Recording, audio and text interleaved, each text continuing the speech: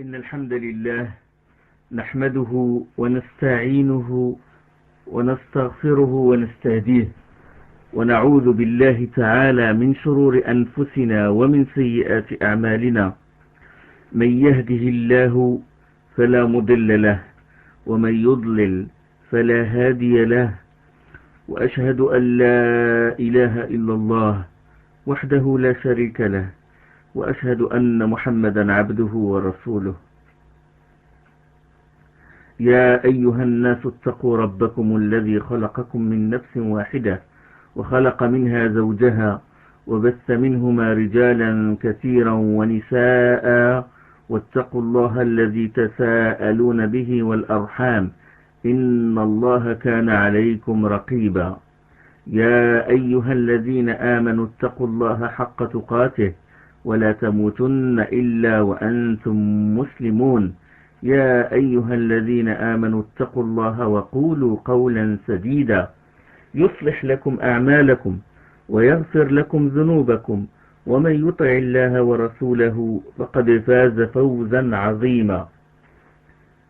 أما بعد، فإن أصدق الحديث كتاب الله تعالى، وخير الهدي هدي محمد صلى الله عليه وسلم، وشر الأمور محدثاتها، وكل محدثة بدعة، وكل بدعة ضلالة، وكل ضلالة في النار. Aujourd'hui, je vais parler d'un sujet très important. Et je vous invite d'abord à faire la comparaison entre deux langages. Le premier langage est le suivant. Vous allez bien écouter ce langage-là. Il est le suivant. Quand quelqu'un il dit « je ne sais pas », ou « je ne sais pas où aller », ou « personne ne m'aide », ou « comment apprendre », ou « je suis comme ça », ou « Dieu a décidé que je sois ainsi », ou « ces choses-là sont en dehors de ma volonté, je ne peux pas le faire, je n'ai pas le temps, la situation est ainsi, ah, si j'étais comme telle personne, je ne suis pas à la hauteur, les gens ne suivent pas, les gens n'obéissent pas, on va me critiquer, c'est impossible, on ne me permet pas, j'ai peur. Et je vous invite maintenant à écouter le langage suivant.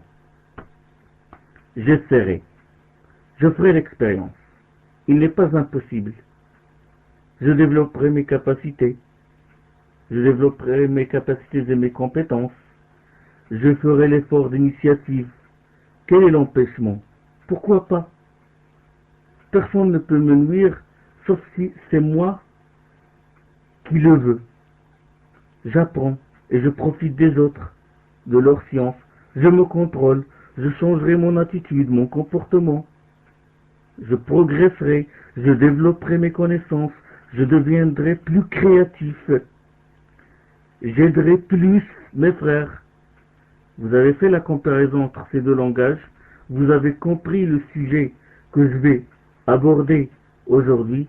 Le premier langage, vous avez bien compris, c'est le langage des paresseux, langage des retardataires, le langage de ceux dont dit Allah subhanahu wa ta'ala radou bi an yakunu ma'al khawalif. Ils se sont satisfaits de rester parmi ceux qu'on laisse en arrière. Dans la sourate Bara'a, c'est le langage des faibles. Le deuxième langage, c'est le langage de ceux qui l'emportent par les œuvres. Ibn al-Jawzi, dans son livre Sayyid al-Khatar, il dit, le grand savant du Salaf, Ibn al-Jawzi, il a dit: de la perfection de la raison relève la grande portée d'esprit. من علامة كلام العقل من علامة كمال العقل علو الهمة. De la perfection de la raison relève la grande portée d'esprit. Et il continue, il dit: et celui qui se contente du peu est vil, il est bas. Celui qui est paresseux, celui qui se contente juste de quelque chose d'insignifiant, c'est quelqu'un qui est vile. Et c'est pour cela, Allah subhanahu wa ta'ala il dit sur concernant les serviteurs du tout miséricordieux, il dit وَجَعَلْنَا لِلْمُتَّقِينَ إِمَامًا. Notre Seigneur accorde-nous fraîcheur des yeux en nos épouses et en nos progénitures et fait de nous un modèle pour ceux qui veulent se prémunir. Dans Surat Al-Furqan, Surat 25. Allah il nous demande de l'invoquer et de lui demander qu'on soit non seulement des gens qui se prémunissent ou des gens pieux, non, mais qu'on soit un modèle. Fais de nous un modèle pour ceux qui veulent se prémunir. وَجَعَلْنَا لِلْمُتَّقِينَ إِمَامًا. Fais de nous un imam, pas seulement quelqu'un qui suit, non, mais un imam et un guide. Regardez cette portée d'esprit. Regardez ce qu'Allah veut que nous soyons. Et le prophète sallallahu alayhi wa sallam, dans un hadith sahih, il dit, lorsque vous demandez à Allah le paradis, demandez-lui le Firdaus, le Firdaus, le plus haut, le plus grand degré du paradis.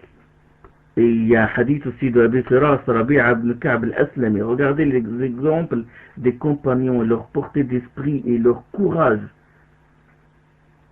L'imam Muslim, il rapporte dans son sahih que Rabi'a, le compagnon Rabi'a ibn Ka'b al-Aslami, radiallahu anhu, il a dit, je couchais sous le même toit que le messager d'Allah, sallallahu alayhi wa sallam, et je lui apportais l'eau de ses ablutions. Et c'était un domestique du prophète, sallallahu alayhi wa sallam. Ka'b, il dit, je lui apportais l'eau de ses ablutions ainsi que ses autres objets nécessaires. Il me dit une fois, le prophète, sallallahu alayhi wa sallam, il dit, demande-moi quelque chose. C'est-à-dire, ce que tu veux, tu le demandes. Le prophète, sallallahu alayhi wa sallam, sait que son invocation est exaucée. Et regardez ce qu'a dit Rabi'a radiallahu anhu. Il a dit, je te demande de m'agréer en ta compagnie dans le paradis. Ni dunya, ni rien du tout. Je veux le paradis avec ta compagnie, pas seulement le paradis, mais je veux être en ta compagnie dans le paradis. Et le prophète sallallahu alayhi wa sallam a dit, as-tu une autre demande? Là, normalement, puisqu'il a demandé le paradis, donc là, l'autre demande, il va la réserver pour les profits, pour l'argent, pour les biens, pour quelque chose de la vie. Mais non. Rabi'a ibn Ka'b n'a pas répondu à ça, il a dit non. Il a dit قُلْتُ هُوَ ذَاكَ يَا رَسُولَ اللَّهِ. Non, rien que cela, je ne veux que le paradis, je ne veux rien d'autre. Et pourtant, Rabi'a ibn Ka'b, ce n'est pas quelqu'un de riche, c'est un simple domestique, c'est quelqu'un qui faisait partie des gens de Sofa, Al-Sofa, c'est des gens qu'on a fait sortir de leur maison, que les mécréants ont fait sortir de leur maison, ils n'ont pas de maison où habiter, et le prophète sallallahu alayhi wa sallam leur a réservé un coin dans la mosquée. Il est pauvre, et pourtant, il a cherché au-delà des choses éphémères, au-delà des choses de la vie. Et puis le prophète sallallahu alayhi wa sallam, il dit, aide-moi contre toi-même, par l'abondance des prosternations. Regardez la portée d'esprit de ces gens-là, regardez ce qu'ils cherchent. Et comparez-le avec ce que nous cherchons.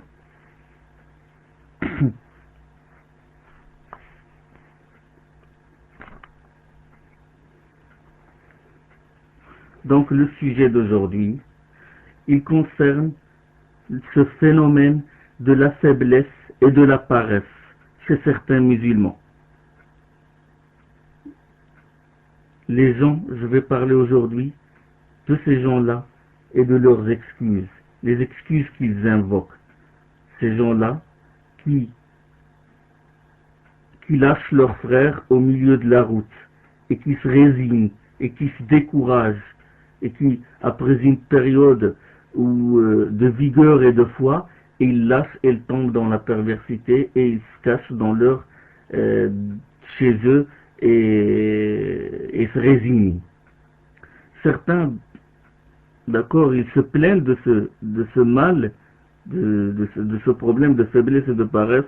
D'autres ne le sentent même pas, sont même pas au courant, insouciants. Et d'autres, ils disent qu'il a rapport avec la santé ou avec la psychologie de la personne. Sincèrement, c'est un sujet qui me tient beaucoup à cœur, parce que je l'ai remarqué, je l'ai vécu, je l'ai remarqué chez beaucoup de frères.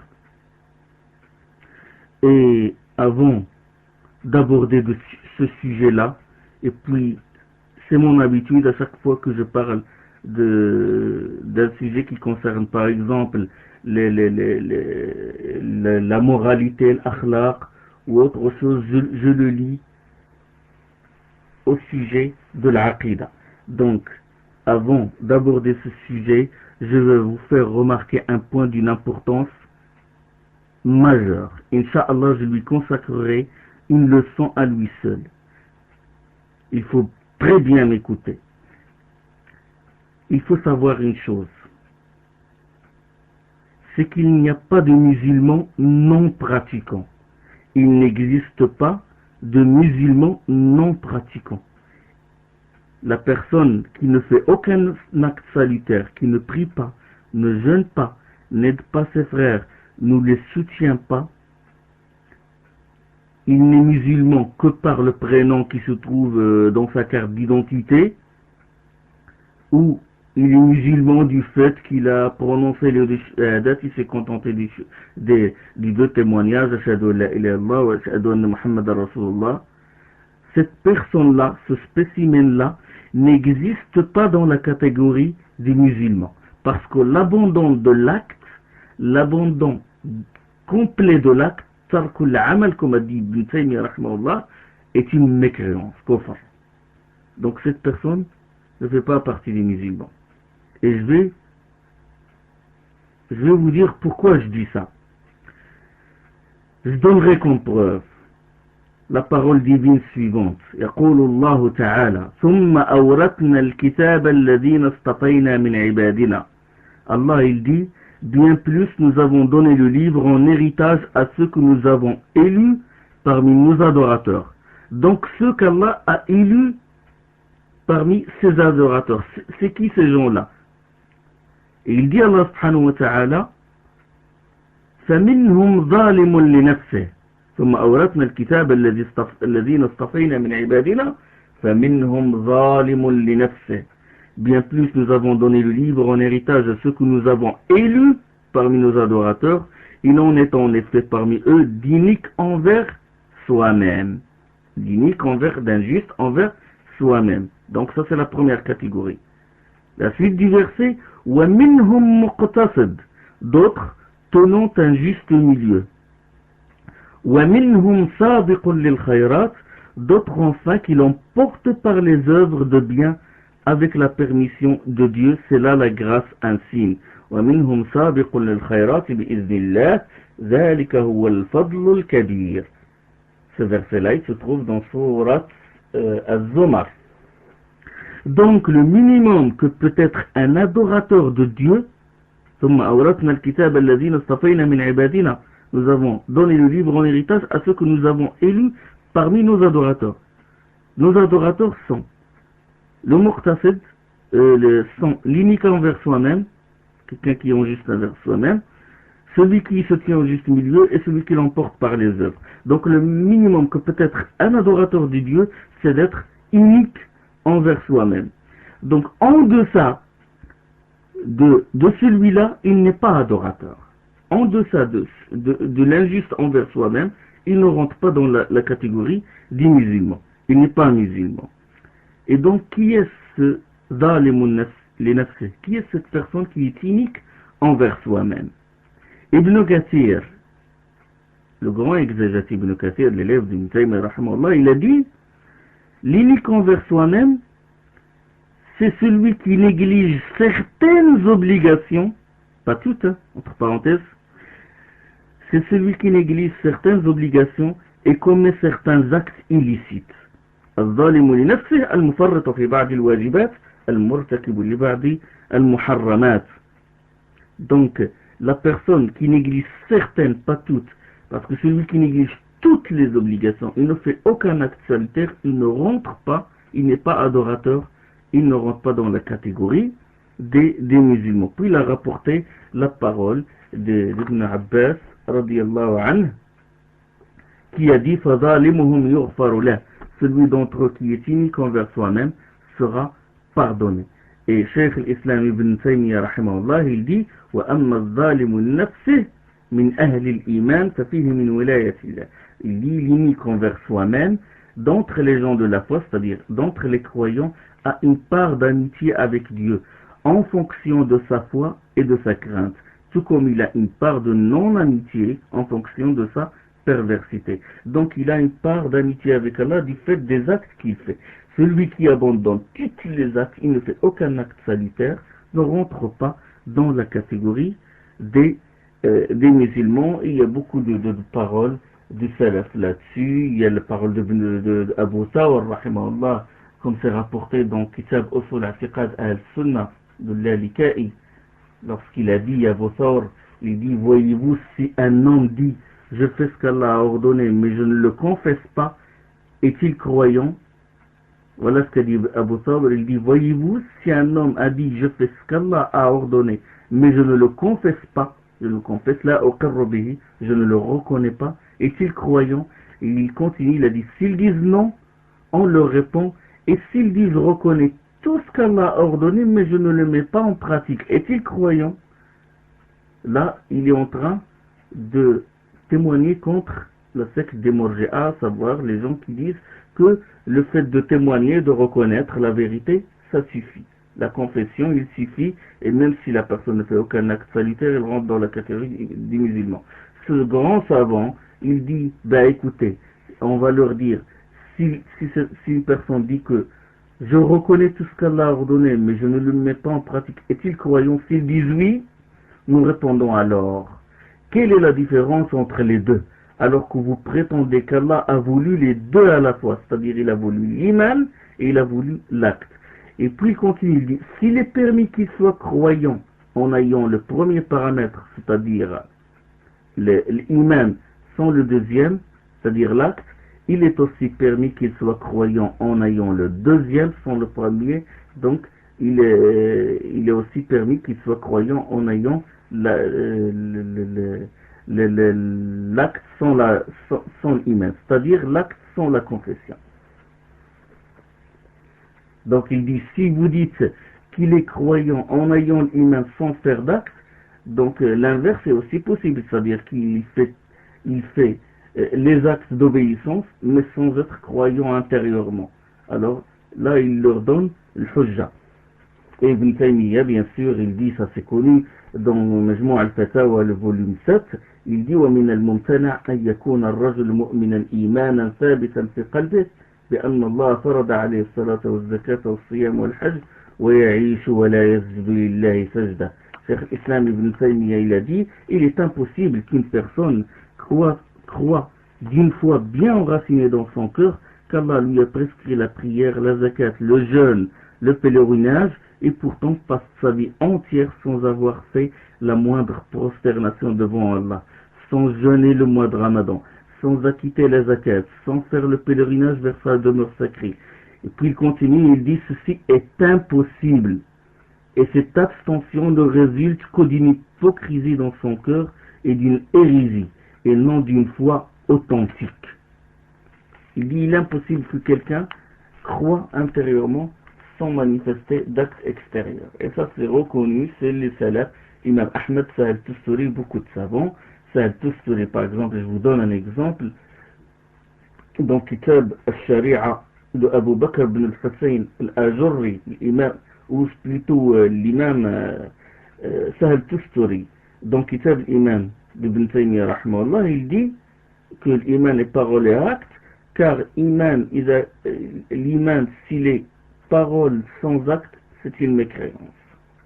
Et l'imam Ajurri, il dit, Allah n'a pas rentré les croyants par la foi seulement, mais il les a rentrés par la foi et par sa miséricorde et par l'acte salutaire. Ils ont réussi à faire grâce à Allah subhanahu wa ta'ala. Donc, il faut savoir ce point-là. Et Allah subhanahu wa ta'ala يقول وَتِلْكَ الْجَنَّةُ أُورِثْتُمُوهَا بِمَا كُنْتُمْ تَعْمَلُونَ.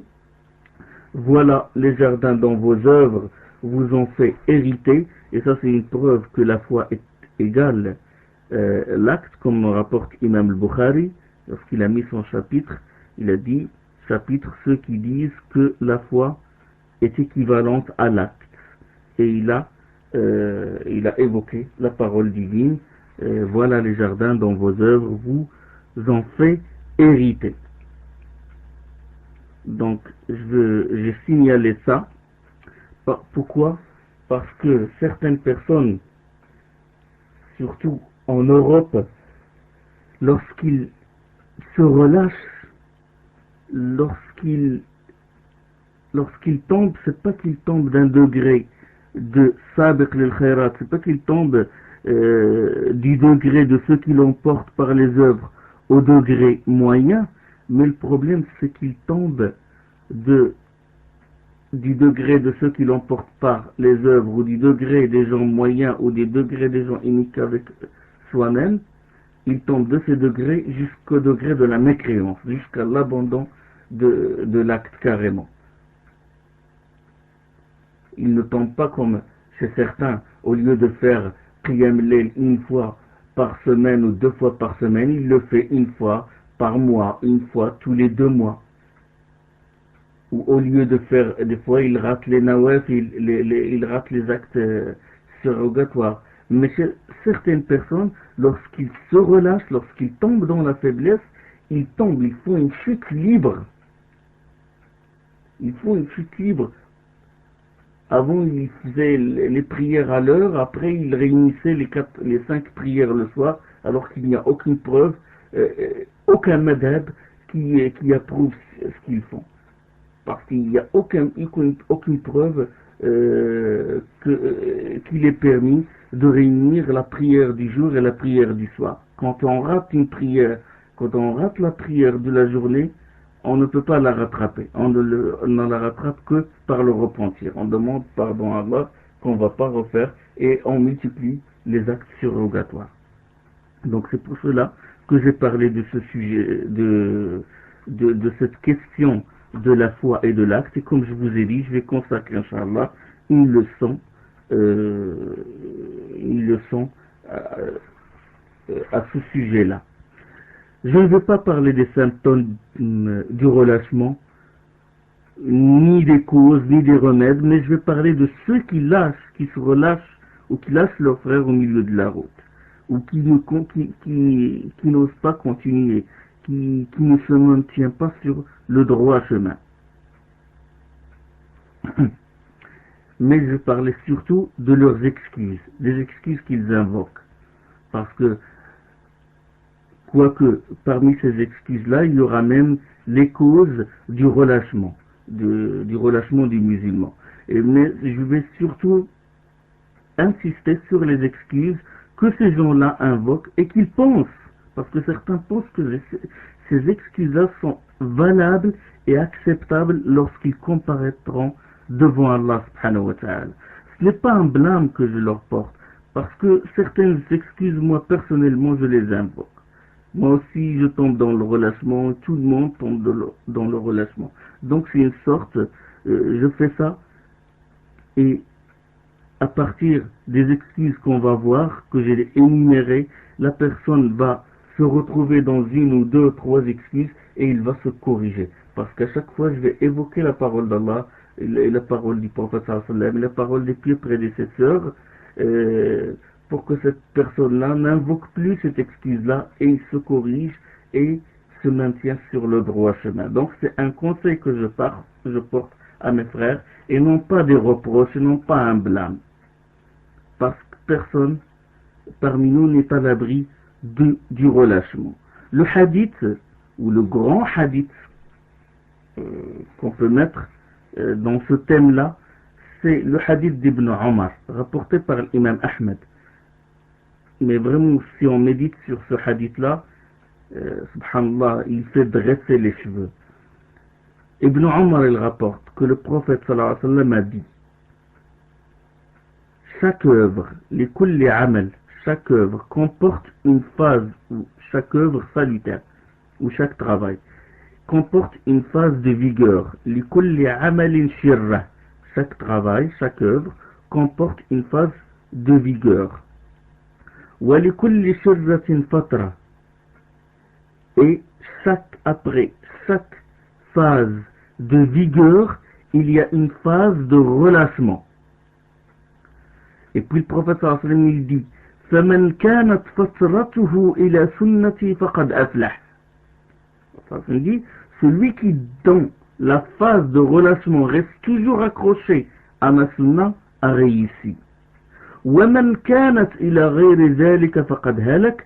Celui qui dans cette phase dévie de la sunna est certainement tombé dans la perdition. Donc il dit, chaque acte comporte une phase de vigueur et comporte une phase de relâchement. Ça c'est visible, on le voit dans chaque acte, il y a une phase de relâchement, une phase de vigueur, de force, et puis après c'est le relâchement.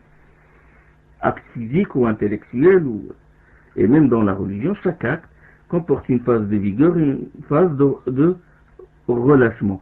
Celui qui dans la période de relâchement reste toujours, celui qui quand il se relâche, il reste toujours accroché à la sunna a réussi. Et celui qui dans cette phase dévie de la sunna est certainement tombé dans la perdition. Donc celui qui, quand il se relâche, il reste toujours accroché à la sunna. C'est-à-dire il prie toujours, il fait toujours il fait les obligations à l'heure, les prières à l'heure, il reste toujours accroché à la sunna. Il ne tombe pas carrément, il ne tourne pas carrément son dos. Beaucoup de versets et beaucoup de hadiths parlent de ce phénomène, du phénomène du relâchement, de l'ajz et de l'kasal, de la paresse et de la faiblesse et du découragement. Et c'est pour cela qu'on dit matin et soir dans les invocations, et là j'insiste sur un point, c'est que le musulman doit être assidu dans le dhikr. Surtout le dhikr du matin et le dhikr du soir. On dit dans le dhikr par exemple du matin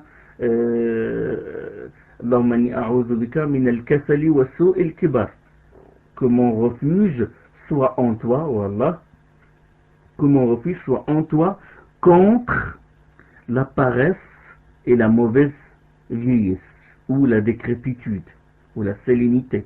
Donc à chaque fois on le dit matin et soir, que mon refuge soit en toi contre la paresse. Alors il y a beaucoup de hadiths, il y a beaucoup de versets qui parlent de ça, où le musulman demande protection près d'Allah contre la faiblesse, contre le relâchement. Et il y a le hadith que tout le monde connaît, le hadith que le prophète a dit, je crois il a dit à Ibn Abbas, hadith rapporté par Muslim, ihras ala ma yanfa'uka wasta'in billahi wa la ta'jaz. Tâche de faire ce qui t'apporte du bien et ne fléchis pas. Tâche de faire ce qui t'apporte du bien et ne fléchis pas. Si un mal t'atteint, ne dis jamais si je m'étais conduit de telle façon, j'aurais obtenu tel résultat, mais dis seulement Dieu a décidé qu'il en fût ainsi et qu'il veut et ce qu'il veut se réalise. Ma sha'Allahu كان وما قدر فعل.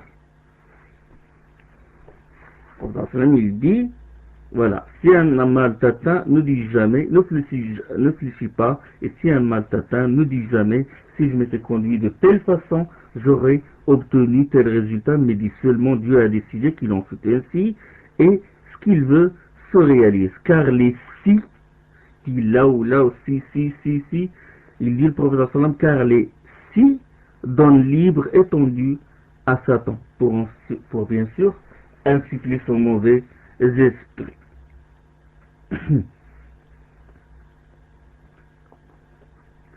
L'importance de l'aqida dans ce problème-là.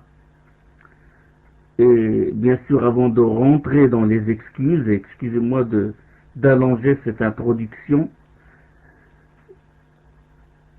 que ce problème de relâchement est dû essentiellement à la baisse de la foi, et il est dû aussi, bien sûr, à l'aqida, vu l'importance du dogme. Donc, on remarque chez beaucoup qui se relâchent, le problème qu'ils ont essentiellement, ou la majorité de ceux qui se relâchent, le problème qu'ils ont, c'est le problème du dogme. Soit mauvaise compréhension, soit dû à la baisse de leur foi. Et pour vraiment vous éclaircir la chose, un frère par exemple, à qui on a appris qu'il suffit de tenir pour vrai que Dieu est unique et tenir pour vrai que le messager du prophète sallallahu alayhi wa sallam, tenir pour vrai le message du prophète sallallahu alayhi wa sallam et prononcer du shahada, lui suffit pour gagner le paradis. Il est normal que cette personne se relâche très facilement, n'est-ce pas? Si quelqu'un, on lui a appris, écoutez, on dit que la foi c'est seulement témoigner que Allah subhanahu wa ta'ala est unique, et témoigner que le prophète le messager prononcer le shahadat, et voilà, tu vas gagner le paradis. Il est normal que cette personne va se relâcher très facilement, parce qu'il est lié à un fil plus fin que celui de la toile d'araignée. Donc ça c'est l'importance du dogme.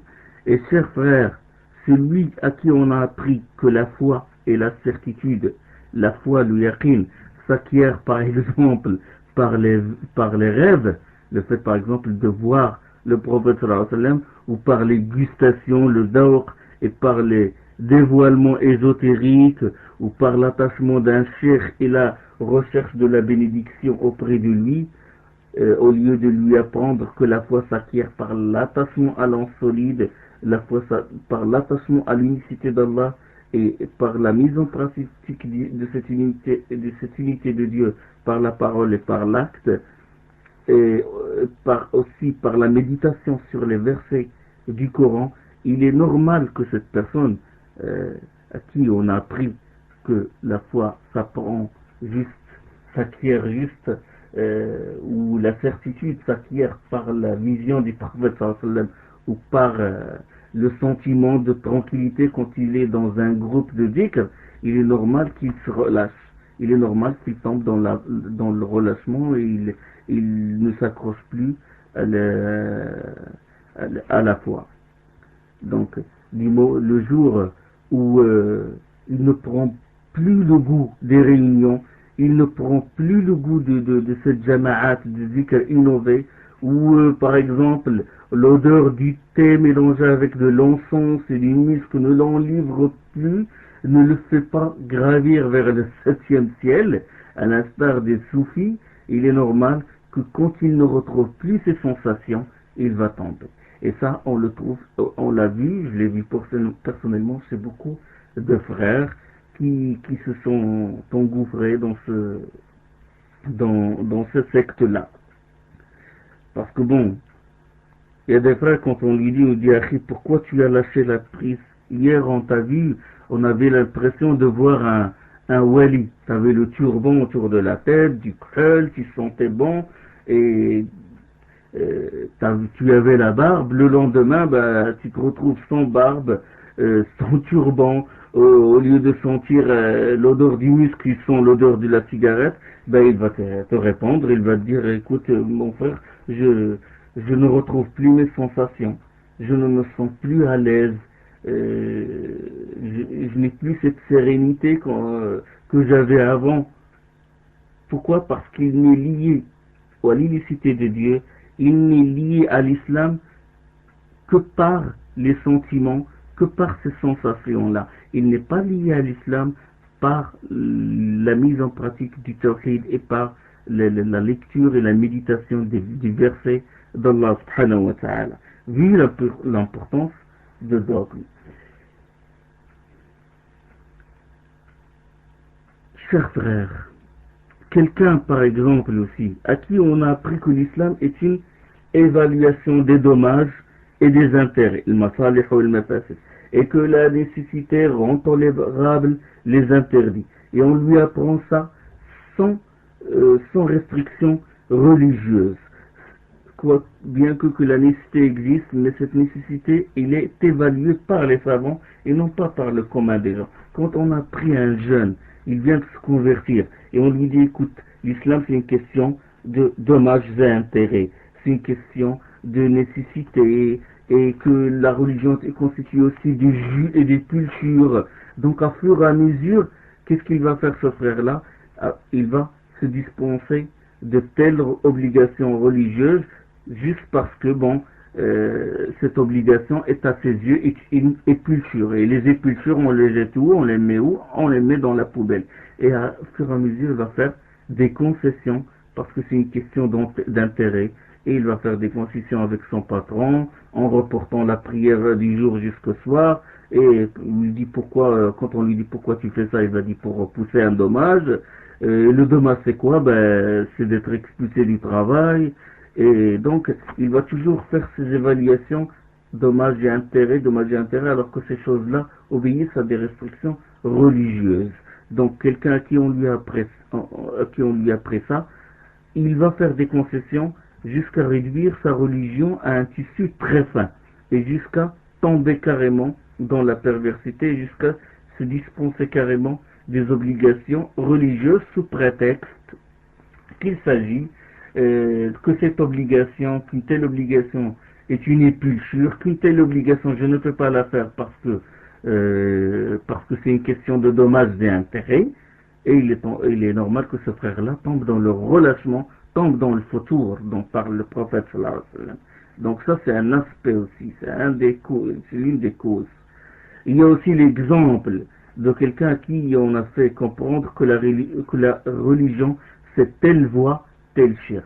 Certaines personnes, certains jeunes dans les cités, on leur fait comprendre que la religion c'est suivre tel shirk, et en vertu de cette voie et en vertu de ce shirk, ils prend certaines pour amis et d'autres pour ennemis. Il se dit l'wala ou bara, l'alliance et le désaveu. Je m'allie avec ceux qui suivent ce shirk et qui suivent cette voie, et je me désavoue de ceux qui ne connaissent pas, qui ne suivent pas ce shirk, et je me désavoue même de ceux qui ne connaissent pas ce shirk-là.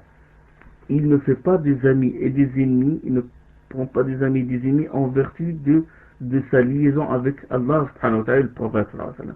Parce que la seule personne à qui on doit à propos duquel on doit faire le wala ou le bara, c'est le prophète sallallahu et son envoyé. Et donc quelqu'un à qui on a inculqué ce genre de choses, on lui dit écoute, tu suis cette tariqa, tu suis cette voie-là. Et il bannit les autres et il juge les autres comme des égarés et il ne leur adresse pas le salam.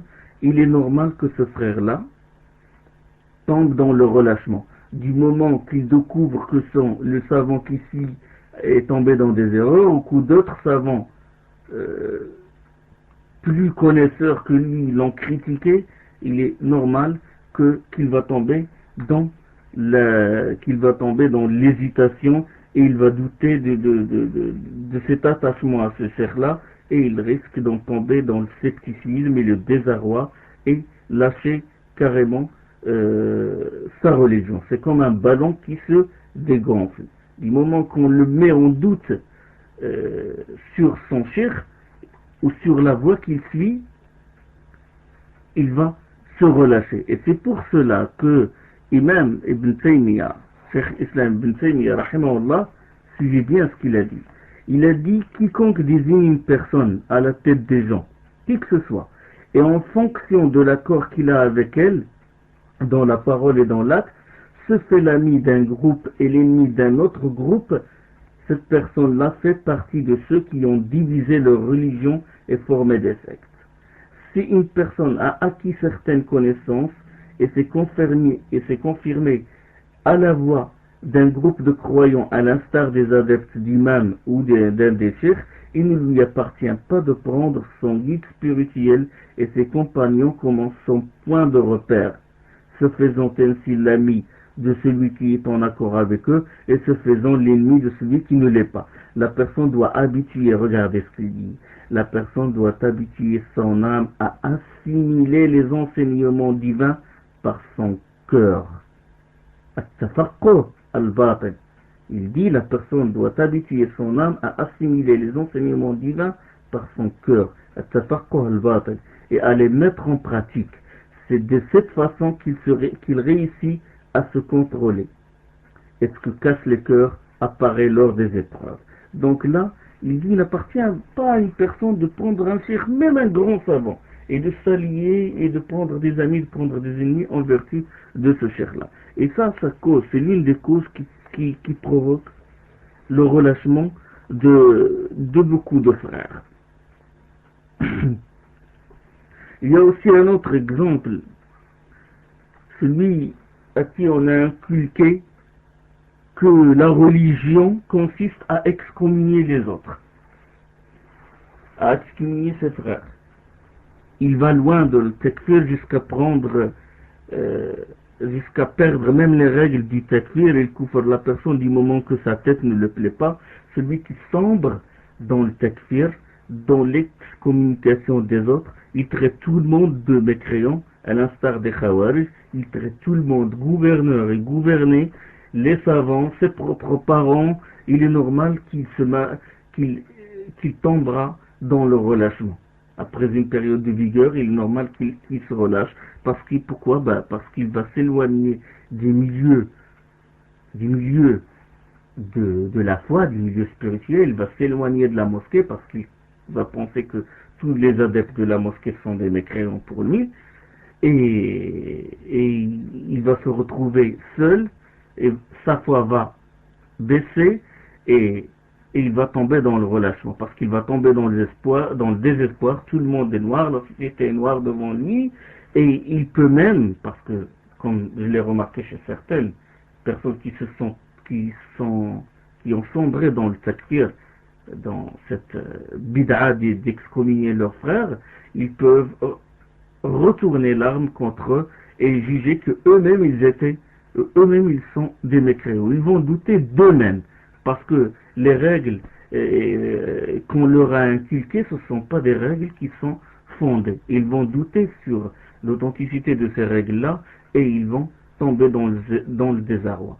Soit qu'ils se repentent, si Allah subhanahu wa ta'ala les a comblés de sa miséricorde, soit ils tombent dans le relâchement et ils tombent dans la perversité.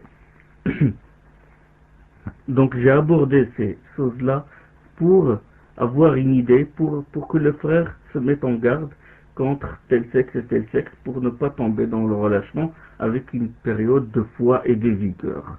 Et il y a des choses, wallah, subhanallah, il y a des choses qui font rire et qui font pleurer. C'est que il y a des jeunes dans des cités, ils suivent des tendances, c'est pas par conviction, mais juste parce qu'il appartient à telle cité. Si tu appartiens à la cité A de la banlieue de Paris ou de Lille ou d'une autre, de n'importe quelle ville, tu appartiens à la cité A, tu dois appartenir à telle tendance. Pourquoi? Parce que quand ils étaient dans le Jahiliya, avant d'embrasser l'islam ou avant de s'attacher à l'islam, ils suivaient un caïd, et après quand ils sont entrés dans l'islam, ils suivaient la personne qui a eu soi-disant quelques connaissances, et ils traînent tout le troupeau avec lui. Il n'y a pas une personne qui raisonne et qui médite sur les versets. Il est rare de trouver des jeunes qui méditent sur le verset d'Allah subhanahu wa ta'ala et d'être convaincus. C'est lui la question de l'aqida. Parce que l'aqida, c'est nouer la chose dans son cœur. Et non pas suivre bêtement les autres. Et lorsqu'il est mis à l'épreuve, et lorsqu'il trouve que ses frères sont dans l'erreur, il ne peut pas les lâcher. Il dit non, je ne peux pas lâcher la jama'a, je ne peux pas lâcher la cité, etc.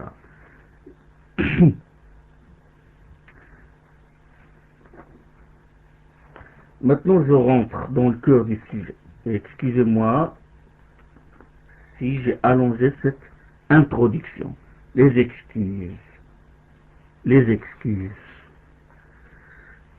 Certains frères, ils invoquent comme excuse, certaines personnes musulmanes invoquent comme excuse la vieillesse. Ils te disent, écoute, j'ai atteint un âge avancé, les os me lâchent, j'ai la tête allumée de blancheur, ce que j'ai avancé me suffit.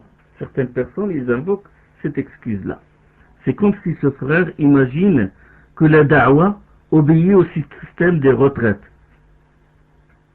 Tu dis, pourquoi tu as lâché la prise, pourquoi tu ne participes pas, tu ne contribues pas dans la propagation de l'islam, ou tu n'aides pas les frères où tu n'aides pas les gens lorsqu'ils veulent construire une mosquée ou une école coranique. Il te dit, je ne peux pas contribuer, ça y est, j'ai déjà fait, j'ai passé toute ma vie à, à contribuer, maintenant j'ai vieilli et tout. Et donc, c'est comme cette personne, il dit, c'est comme si la dawa, elle obéit au système des retraites. J'ai pris ma retraite. Et il ne sait pas que la caravane, elle passe toujours, et elle ne s'arrêtera qu'au paradis. Et donc, si quelqu'un lâche la prise, la caravane ne va pas s'arrêter pour l'embarquer. Il va continuer son chemin. Donc, il n'y a pas d'âge fixe pour l'acte salutaire. Allah subhanahu wa ta'ala يقول وَعَبُدْ رَبَّكَ حَتَّى يَأْتِيَكَ الْيَقِينَ. Et adore ton Seigneur jusqu'à ce que te vienne la certitude, c'est-à-dire la mort. Et Allah subhanahu wa ta'ala dans la sourate al-Hijr. Et Al-Hassan al-Basri, rahimahullah, l'un des tabi'is, c'est-à-dire l'un des grands savants qui ont vécu avec les compagnons, Al-Hassan al-Basri a dit: Dieu n'a fixé à son serviteur pour l'acte salutaire aucun terme en deçà de la mort. Pour l'acte salutaire, il n'y a pas de terme. Et dans les deux Sahih Bukhari et Sahih Muslim, selon Aïcha radiyallahu anha, Waraqa ibn Nawfal. Waraqa ibn Nawfal, c'est une personne proche de Khadija radiyallahu anha. Elle parle de l'histoire, ça il s'agit de la première, du début de la mission du prophète sallallahu alayhi wa sallam. Quand Khadija radiyallahu anha, il a appelé Waraqa ibn Nawfal pour entendre ce qu'a dit le prophète sallallahu alayhi wa sallam. Et Waraqa, quand il a entendu le prophète sallallahu alayhi wa sallam au sujet de sa mission, au sujet de la première révélation, à savoir quand l'ange Jibril est venu le voir, il lui a dit: Li iqra bismi rabbika alladhi khalaq, lis au nom de ton Seigneur qui a créé.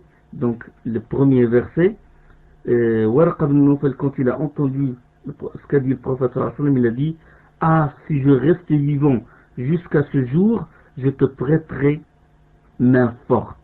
Wa yudrikni yawmuka ansurka nasran mu'azzara. C'est-à-dire, si je restais vivant jusqu'à ce jour, c'est-à-dire jusqu'au jour de ta mission, lorsqu'il tu propageras le message, je te prêterai main forte. Il a dit ça alors qu'on sait que Waraqa ibn Nawfal était vieux et aveugle. Et dans une autre version, il a espéré être jeune et fort.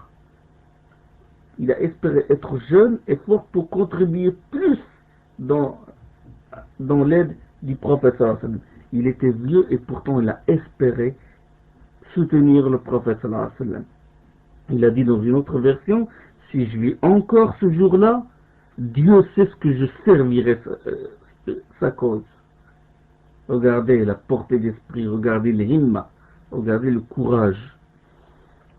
Et suivant Anas radiyallahu anhu, Abu Talha al-Ansari, que Dieu l'agrée radiyallahu anhu, a récité la sourate Bara'a. Et puis il est arrivé au verset suivant: léger ou lourd, lancez-vous au combat. Lorsqu'il s'est arrêté à ce verset-là, infiru khifafan wa thiqalan, léger ou lourd, lancez-vous au combat. Et il a dit: je vois que notre Seigneur glorifié, subhanahu wa ta'ala, veut que nous mobilisions, que nous soyons jeunes ou vieux. Et puis il a appelé ses enfants, il a dit: mes enfants, préparez mon équipement, c'est-à-dire l'équipement pour le djihad. Puis ses enfants se sont étonnés, puis ils nous dit: que Dieu te soit miséricordieux, tu as combattu avec le prophète sallallahu alayhi wa sallam jusqu'à sa mort. Et tu as combattu avec Abu Bakr Siddiq radiyallahu anhu jusqu'à sa mort. Et tu as combattu avec Omar radiyallahu anhu jusqu'à sa mort. Laisse-nous combattre à ta place. Et mais Talha radiyallahu anhu, il a dit, Abu Talha al-Ansari, il a dit: non, mes enfants. Il a refusé, puis il a dit: préparez-moi. Ils l'ont préparé ils ont préparé bien sûr ses armes et les vêtements de guerre, et il s'est embarqué sur un bateau. Ils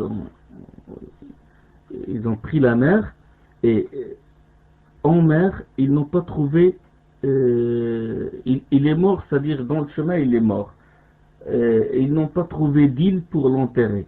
Et il est resté 7 jours, comme rapporte Anas, il est resté 7 jours sur le bateau sans changer d'odeur. Subhanallah. Ça, c'est un prodige. Sans changer d'odeur. Et sans que son corps ne se décompose. Et après 7 jours, ils ont trouvé une île, et puis ils y ont enterré. Ils ont enterré Abu Talha dans cette île-là. Donc ça, c'est un exemple d'homme. Il a atteint un âge avancé, mais il n'a pas chômé dans l'obéissance d'Allah subhanahu wa ta'ala. Et on a dit à l'imam Ahmed, cette version de Anas, elle est rapportée dans Kitab al-Zuhd, l'imam Ahmed.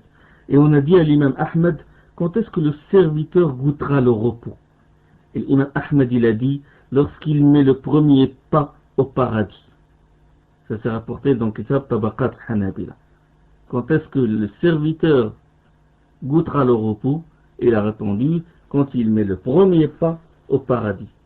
Et avant ça, il n'y a pas de repos. Il n'y a pas de repos, même si on atteint un âge très avancé. Il n'y a pas un terme, il n'y a pas une retraite anticipée ou n'importe quelle retraite. La personne doit agir jusqu'à la mort. Et beaucoup de prophètes, la majorité des prophètes n'ont été envoyés, n'ont reçu la mission de propager le message d'Allah qu'après avoir atteint 40 ans. Le prophète Hassan n'a reçu la révélation qu'après avoir atteint l'âge de 40 ans. Et ils ont persisté dans la da'wah jusqu'à la mort. Et le grand exemple, c'est l'exemple de Nuh alayhi salam. Nuh, 900 ans de propagation.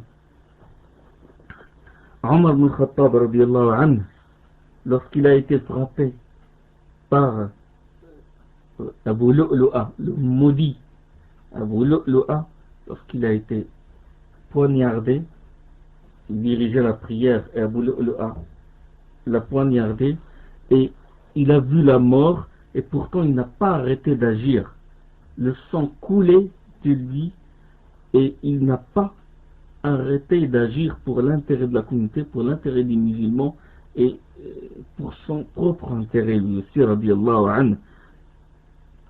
Et il a choisi au cours quand le sang coulait de lui, il a choisi les membres de la consultation, le comité de la Shura, pour désigner le calife qui va venir après lui. Et lorsque un jeune homme est venu le voir et puis il lui a dit, il l'a complimenté, il lui a fait des éloges, il a dit que le prophète est mort, alors qu'il est satisfait de toi, et Abu Bakr est satisfait de toi, la communauté est satisfaite de toi, mais lorsque la personne s'est tournée, Omar ibn Khattab lui a dit quand il a vu qu'il traînait ses habits, il lui a dit lève tes habits parce que c'est propre pour tes vêtements et c'est une preuve de piété pour ton cœur. Donc il a changé le mal et il a ordonné le convenable alors qu'il est au chevet de la mort. Ça, c'est l'une des excuses. Une autre excuse aussi qu'invoquent certains frères. Ils disent qu'en prétexte, ils s'occupent de chercher le moyen de subsistance. Ils courent derrière le rizq. Il dit, le frère, il passe tout son temps dans la recherche de rizq et il se plaint à chaque fois du manque de moyens. Il te dit, il faut subvenir aux besoins des enfants. Et le pauvre, il a oublié que sa subsistance est entre les mains de Dieu. Et c'est Dieu le pourvoyeur. Allah al-Razzaq, inna Allah wa al-Razzaq, dhul quwwati al-matin. En plus, la recherche de rizq, la recherche des moyens de subsistance, il n'a pas empêché les compagnons et les tabi'in et les plus prédécesseurs de cette communauté à participer dans le bien et la réforme. Toi, si tu participes, Allah t'aidera, Allah te pourvoira. Mais si tu cours derrière les moyens de subsistance sur le compte de l'adoration de Dieu, sur le compte de la contribution pour la propagation de l'islam, là, tu risques de te relâcher et en plus tu ne recevras que ce qu'Allah subhanahu wa ta'ala t'a décrété. Le prophète sallallahu alayhi wa sallam, il dit dans un hadith: Inna ruha al-Qudus nafasa fi raw'i أنه لن تموت نفس حتى تستكمل رزقها فاتقوا الله وأجملوا في الطلب. Le prophète sallallahu alayhi wa sallam a dit: le Saint-Esprit, Jibril, a insufflé en mon cœur qu'une âme ne mourra qu'après avoir achevé la subsistance qui lui a été décrétée. Créez donc Dieu et cherchez la subsistance de la plus belle manière. Ne la cherchez pas d'une manière illicite. Parce que ce que tu recevras, la subsistance que tu auras dans le bien, en obéissant à Allah, et la subsistance que tu auras en utilisant des moyens licites, c'est la même que celle que tu auras si tu la cherches par des moyens illicites. Si par exemple, dans ta vie, tu vas gagner, je ne sais pas, 200 millions au loto, ce 200 millions t'a été décrété par des moyens halal. Donc, demande ta existence de la plus belle manière. Le prophète sallallahu alayhi wa sallam, il dit: le Saint-Esprit, Jibril alayhi salam, a insufflé en mon cœur qu'une âme ne mourra qu'après avoir achevé la subsistance qui lui a été décrétée. Il ne mourra qu'après avoir tout achevé. Donc, il dit, le prophète sallallahu alayhi wa sallam, craignez donc Dieu. Craignez donc Dieu. Qu'est-ce que ça veut dire craindre Dieu dans cette voie? C'est-à-dire ne pas courir derrière la subsistance et la chercher sur le compte de l'adoration d'Allah et sur le compte de la chose à cause de laquelle Dieu t'a créé. Il t'a créé pour l'adorer. Il t'a créé pour soutenir sa religion. Mais courir derrière la subsistance, être préoccupé et ne pas dormir la nuit à cause de ça, il n'a que des répercussions mauvaises sur ton corps, sur ta religion, et tu n'auras que ce que Dieu t'a décrété. Donc je répète le hadith: le Saint-Esprit a insufflé en mon cœur qu'une âme ne mourra qu'après avoir achevé la subsistance qui lui a été décrétée. Craignez donc Dieu, cherchez la subsistance de la plus belle manière, et que la longue attente, voilà la suite du hadith, et que la longue attente de la subsistance ne vous pousse pas à le chercher par des moyens illicites. Voilà. Car ce qui est auprès de Dieu ne peut être obtenu que par son obéissance. ولا يحملنكم استبطاء الرزق أن تطلبوه بمعصية الله فإنما عند الله لا ينال بالحرام. Ce qui est auprès de Dieu ne peut être obtenu que par l'obéissance. Hadith rapporté par Ibn Majah, Ibn Hibban et par Abu Na'im et par d'autres rapporteurs. Donc, ça c'est un point très important. Et le problème c'est que certains, ils invoquent comme prétexte, ils te disent, ça c'est courant chez beaucoup de gens, ils te disent que le travail c'est de l'adoration. Ah oui, le travail c'est de l'amal ibada, il te dit. Le travail c'est de l'adoration. Il dit, il faut contribuer dans la da'wah, il te dit, non, le travail, de toute façon, le travail c'est de l'adoration. Oui, d'accord. Le travail qui prend tout ton temps, le travail qui occupe tout ton esprit, le travail qui se fait sur le compte de la prière que tu réunis le soir, 5 prières, les 5 prières du jour, tu les mets, tu réunis tout le soir, ou le travail que tu fais sur le compte de l'éducation de tes enfants, ou sur le compte de la cohabitation de la plus belle manière avec ta femme, ou sur le compte de beaucoup de choses, la personne court jour et nuit finalement, il il n'aura que ce que Dieu a décrété pour lui. Donc ce travail-là qui se fait sur le compte de ces choses-là, c'est pas une adoration. C'est pas une adoration de Dieu, c'est une adoration de Satan. Ça, c'est Satan qui te fait courir. Ce n'est pas une adoration d'Allah. Une adoration qui se fait sur le compte de l'obéissance de Dieu et sur le compte de l'éducation de ses enfants selon les règles de l'islam et sur le compte des actes d'obéissance, ce n'est pas une adoration, c'est une adoration, oui, c'est une adoration, mais c'est une adoration de Shaitan.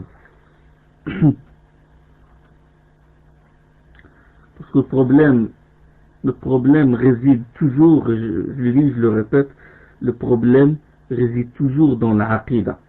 Quand tu consacres ta santé, ton corps, ton esprit à ton patron, il est normal que ta santé, ton esprit ne te serviront pas dans l'adoration d'Allah. L'adoration devient lourde et tu n'oses même pas sortir un sou de ta poche pour la cause de l'islam et des musulmans. Donc il faut faire gaffe, il faut faire attention à ce problème-là.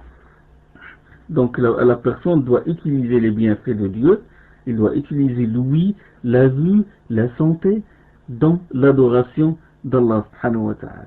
Et Allah subhanahu wa ta'ala le pourvoira et il l'aidera.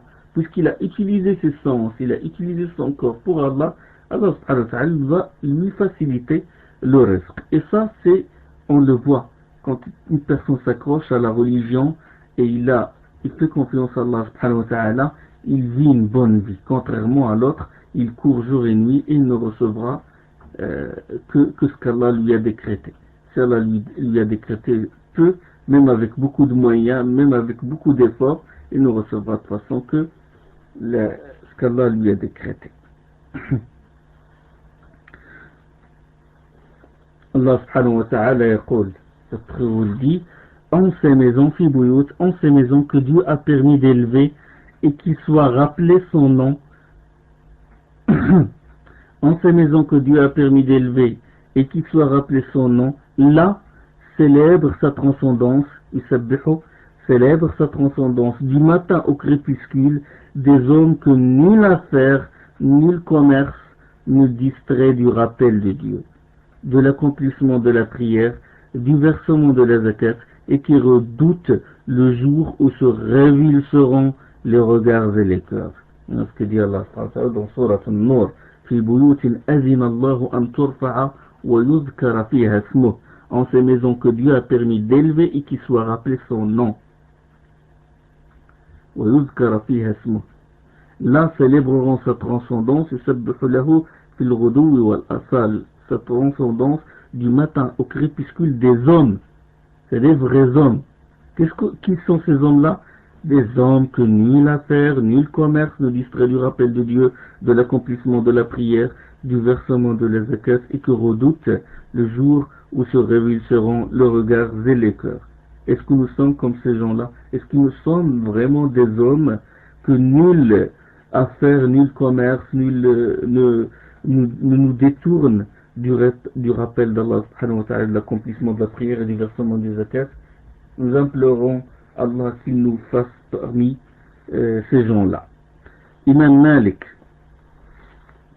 rahimahullah, dans Kitab al-Zuhd, de l'imam Ahmad, l'imam Malik a dit, au fur et à mesure que tu te consacres ou que tu te soucies de ce monde ici-bas, le souci de l'au-delà sort de ton cœur. Au fur et à mesure que tu te soucies de ce monde ici-bas, le souci de l'au-delà sort de ton cœur. Et même au travail, supposons que tu travailles 12 heures par jour, est-ce que tu profites de l'occasion pour faire le da'wah à un collègue, à quelqu'un qui travaille avec toi, ou tu travailles avec lui des années et des années sans jamais lui parler de l'islam, sans jamais l'appeler à l'islam? Certes, le travail devient une adoration quand tu l'exploites dans la da'wah.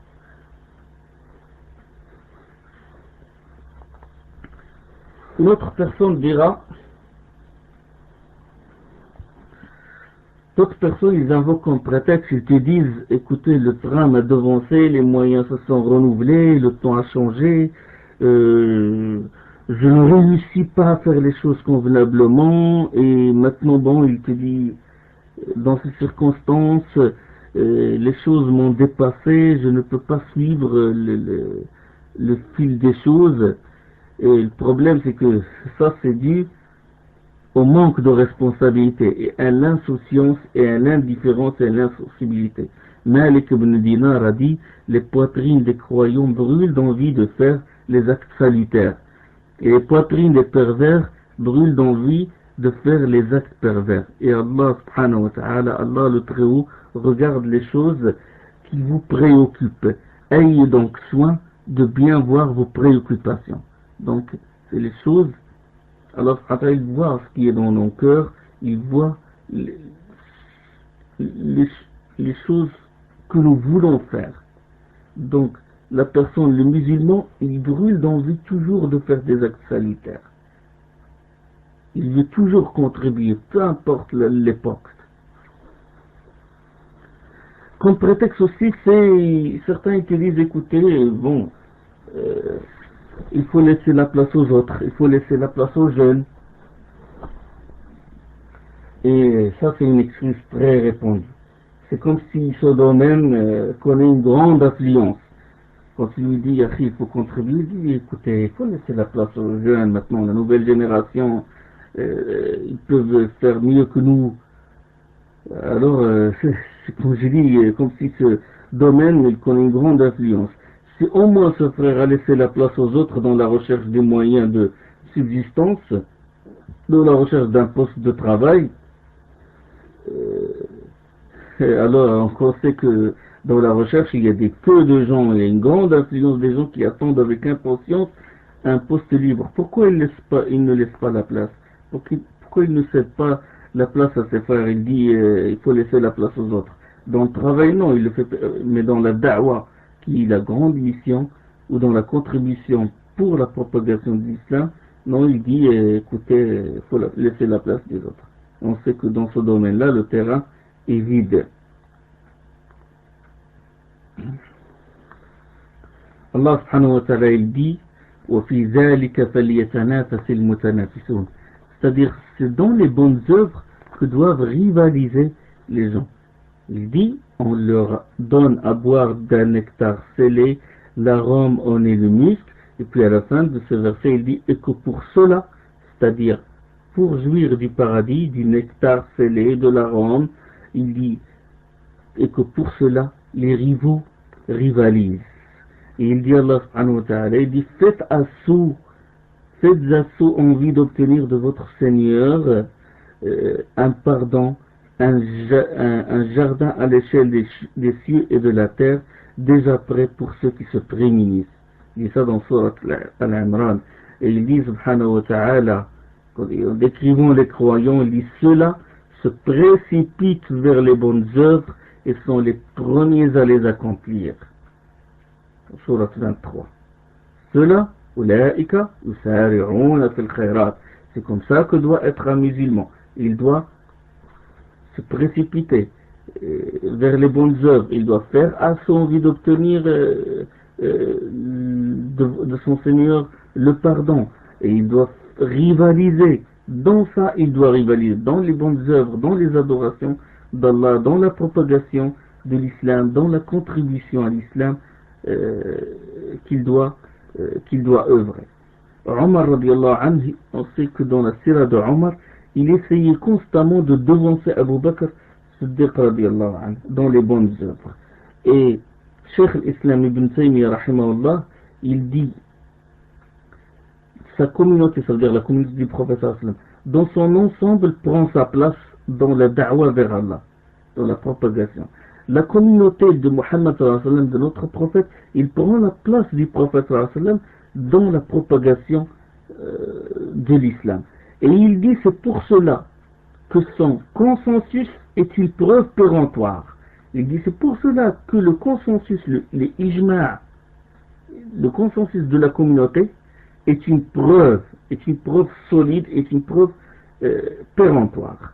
Et il dit, sa communauté ne saurait se réunir autour d'un égarement.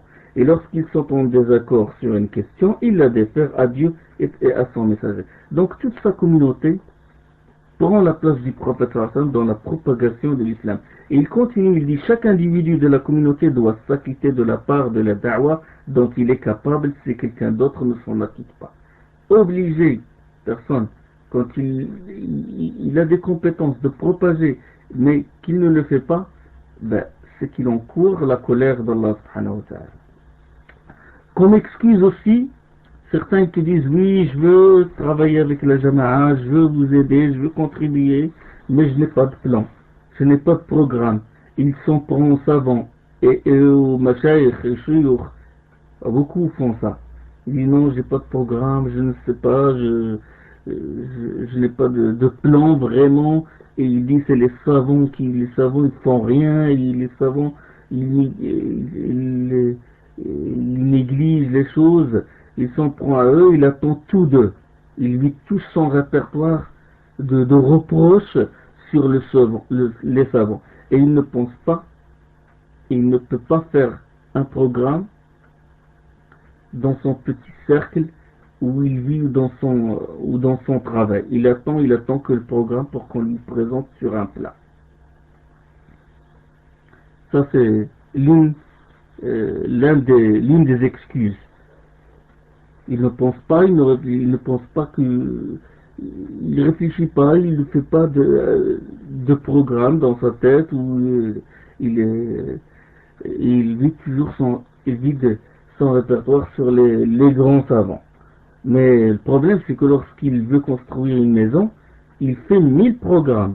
Là, lorsqu'il veut passer ses vacances ailleurs, dans une ville, où il met le programme, il planifie les choses, il a son calendrier bien arrangé, le lundi ce qu'il va faire, le mardi. Alors pour les choses de la vie, il fait 1000 programmes. Mais lorsqu'il s'agit de la da'wah, de la propagation de l'islam, je n'ai pas de plan dans la tête, il ne fait même pas l'effort.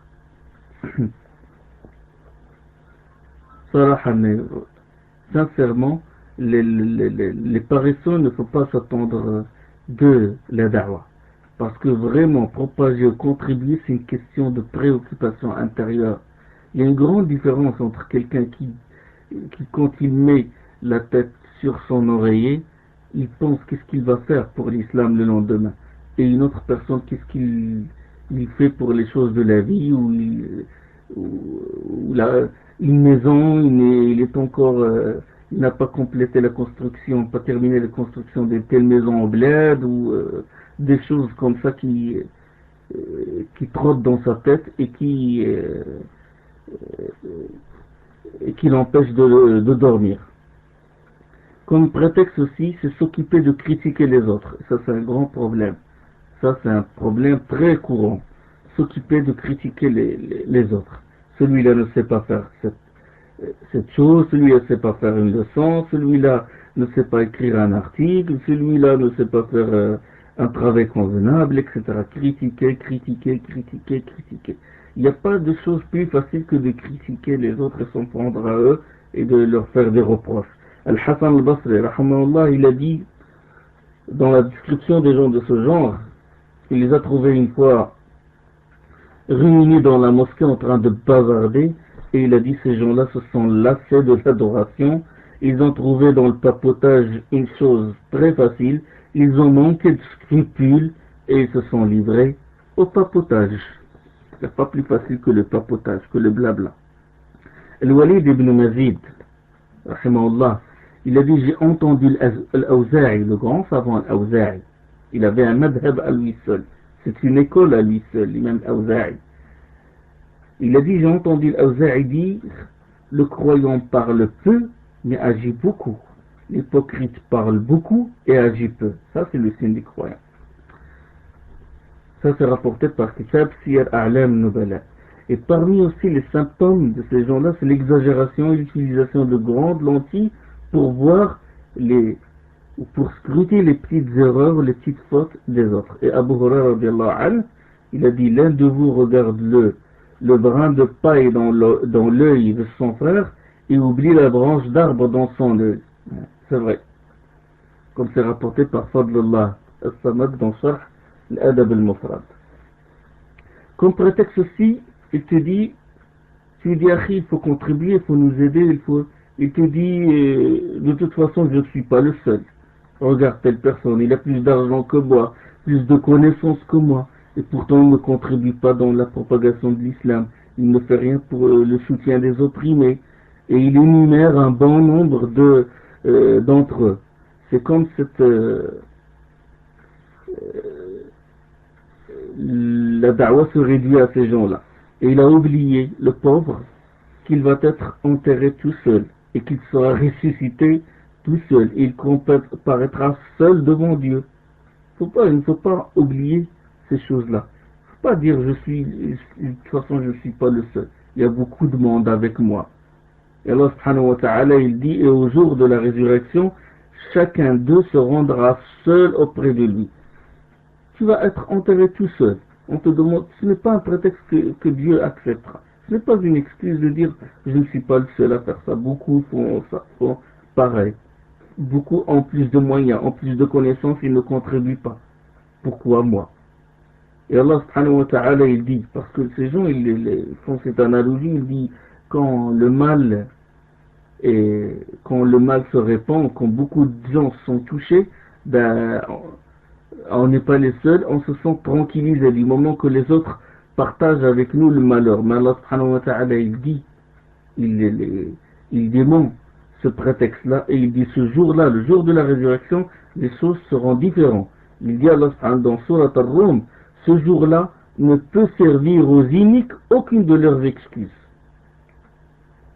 Et il dit, subhanahu wa ta'ala, de rien ne vous servira en ce jour, quand vous fûtes inique d'être conjoint dans le châtiment. وَلَنْ يَنْفَعَكُمُ الْيَوْمَ إِذْ ظَلَمْتُمْ أَنَّكُمْ فِي الْعَذَابِ مُشْتَرِكُونَ.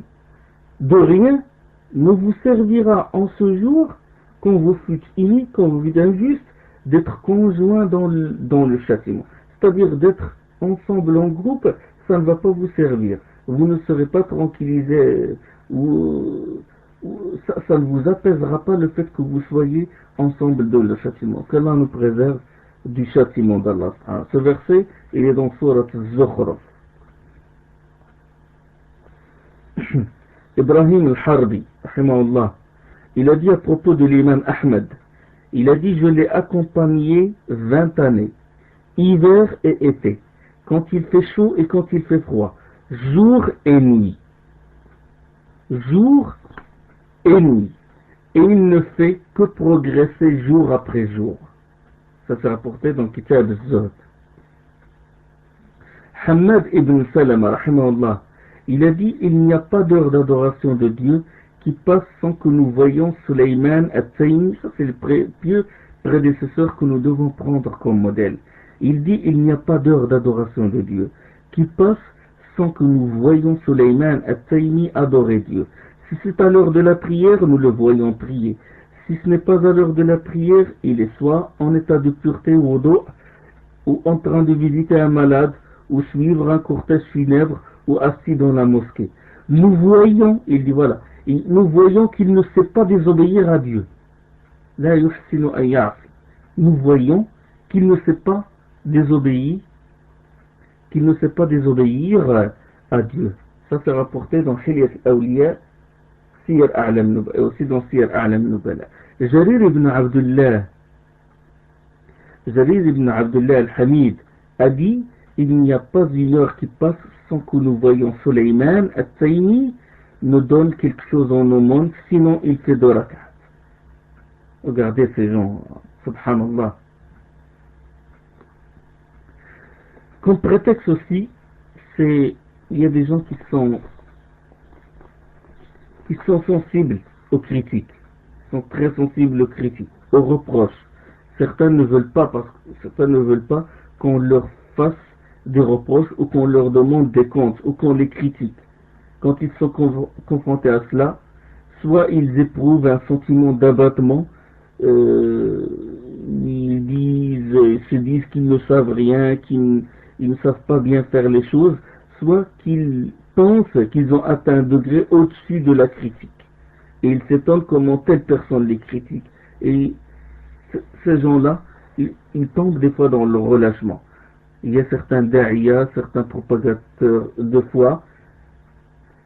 Bon, ils font les leçons, ils font la da'wa, mais quand les gens les critiquent, ils tombent dans l'abattement, ils disent oh là là, je ne sais rien, voilà cette personne, je suis tombé dans telle erreur, je suis tombé dans telle erreur, et ils tombent dans le relâchement. Ils sont très sensibles aux critiques.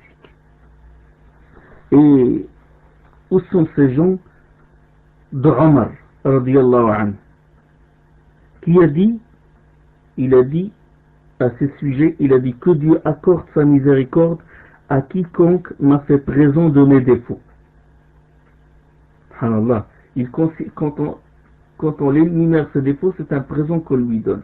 C'est-à-dire qu'on lui dit, voilà, tu as fait telle erreur, tu as un tel défaut pour qu'il se corrige. Il dit que Dieu accorde sa miséricorde à quiconque m'a fait présent de mes défauts. Il considère que lui montrer ses défauts, c'est un présent qu'on lui offre. Et où en sont-ils aussi de Omar ibn Abdel Aziz, rahimahullah, qui a dit, le calife bien guidé, le calife Abbaside, et le grand savant, l'imam Qurayshid, le grand Omar ibn Abdel Aziz, il a dit à son affranchi Muzahim, il a dit les gouverneurs ont désigné des agents pour avoir le commun des gens à l'œil, pour scruter ou surveiller le commun des gens. Il a dit les gouverneurs ont désigné des agents pour avoir le commun des gens à l'œil, le peuple à l'œil. Et moi je te désigne comme mon œil sur ma personne. Si tu m'entends dire quelque chose que tu n'admets pas, ou un acte qui te déplaît, conseille-moi, avertis-moi. Regarde ce que dit Ibn Abdel Aziz, radiyallahu anhu. Et Bilal ibn Sa'd a dit à son compagnon, on m'a dit, ça c'est l'un des plus prédécesseurs, il lui a dit, on m'a dit que le croyant est le miroir de son frère. Est-ce qu'il y a quelque chose qui te déplaît en moi? Voilà. Il ne faut pas être sensible aux critiques. Tout le monde commet des erreurs. Et cela ne doit pas t'empêcher de propager et de contribuer à l'islam. Tout le monde fait des erreurs et tout le monde subit les critiques. Mais il faut se maintenir sur le chemin et voir loin. C'est que le but c'est l'agrément d'Allah subhanahu wa ta'ala, et on est en perpétuelle correction, on se corrige tout le temps. Maïmoun ibn Mahran, il a dit, dites-moi en face ce qui me déplaît, car l'homme n'est de bons conseils pour son frère que quand il lui dit en face ce qui le déplaît. Certaines personnes aussi, ils tombent comme des mouches du moment qu'on n'évoque pas leurs œuvres, qu'on ne les loue pas, qu'on ne leur fait pas des éloges. C'est comme s'ils font ça pour les gens. Ils travaillent pour les gens et non pas pour Allah subhanahu wa ta'ala. Par exemple, il te dit, il n'y a personne qui estime mes efforts, il n'y a personne qui met les gens à leur place, il n'y a personne qui met les gens au rang qu'ils méritent. Les gens n'estiment plus le travail. Il t'invoque ce prétexte-là. Al-Rabi' ibn Khaytham, radiyallahu anhu, a raison de dire toute chose par laquelle on ne cherche pas le visage de Dieu régressera. Quand tu œuvres, quand tu contribues, il ne faut pas le faire pour les gens. Il faut le faire pour Allah subhanahu wa ta'ala. Allah subhanahu wa ta'ala yaqul, Dieu le Très-Haut dit, nous ne vous nourrissons que pour l'amour de Dieu. Nous n'attendons de vous ni récompense ni gratitude. Donc il dit sur ces gens-là, sur les serviteurs du miséricordieux, quand ils œuvrent, ils disent, quand ils nourrissent les gens, ils disent, nous ne vous nourrissons que pour l'amour de Dieu et nous n'attendons de vous récompense ni gratitude. Comme il dit dans Surat Al-Insan, l'homme.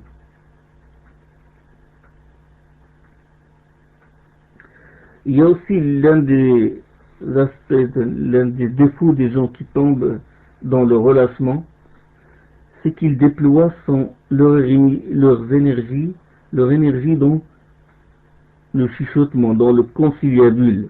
Il tient conciliabule avec quelqu'un à propos de son shir, il lui dit écoute mon shir il manque de compétences et il n'a pas de programme et qui respecte l'évolution du temps et qui répond aux exigences de l'époque, et là si son compagnon, celui qui l'a écouté, est d'accord avec lui, bon, il passe à une autre personne pour lui tenir le même discours. Et cette maladie se trouve beaucoup chez les étudiants, chez les talab al-ilm, ceux qui apprennent la science et qui sont dans l'incapacité de suivre les autres étudiants. D'accord? Il dit voilà, le cheikh est incompétent et lui, il n'a rien en échange, ni programme à suggérer, mais ce qui l'a poussé à agir ainsi est soit l'envie, parce que quand il est jaloux, l'envie, soit la lassitude, soit aussi le désir de prévaloir, soit parce qu'il ne veut pas être le seul à se couper de la caravane. Ça, c'est surtout dans les talab al-ilm, les étudiants. Quand quelqu'un lâche, il ne peut pas suivre les autres dans le rythme, ben il commence à chuchoter, il commence à critiquer, il commence à tenir le conciliabule munajat. Le grand savant As-Sari Saqati al-Baghdadi, il a dit, je n'ai pas vu,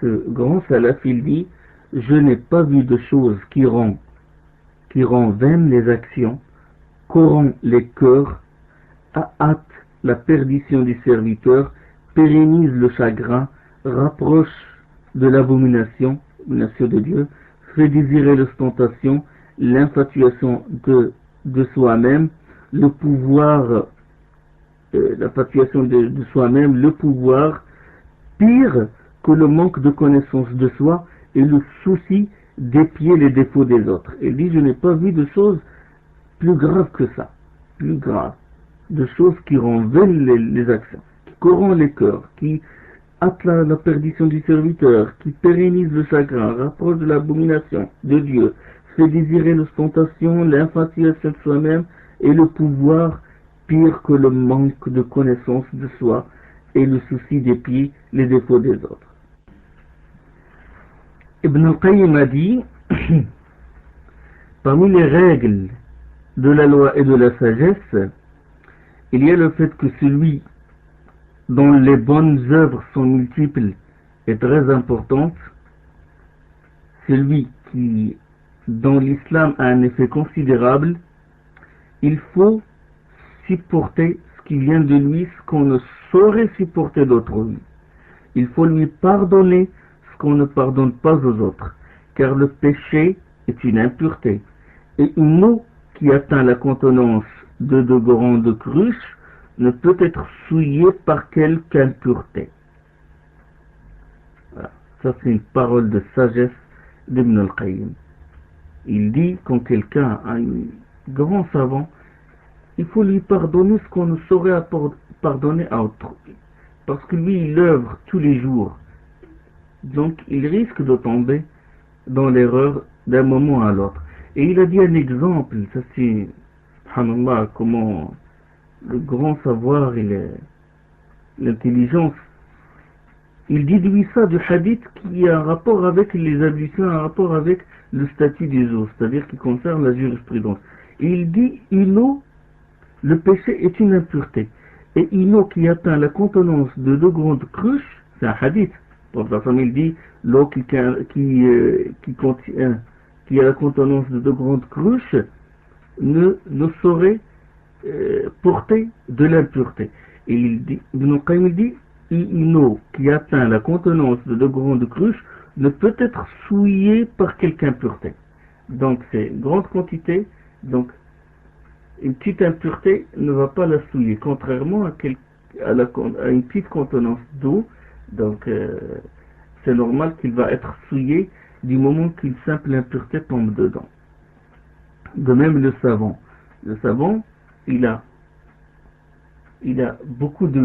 donné, il a contribué, il a beaucoup donné à la communauté, il a beaucoup d'œuvres salutaires, il a beaucoup de hasanat, donc une simple impureté ne va pas souiller ces hasanat-là. Donc il faut reconnaître ce point-là, et on continue, Inch'Allah, prochainement. Subhanakallahumma bihamdik, ashhadu an la ilaha illa ant, astaghfiruka wa atubu ilayk.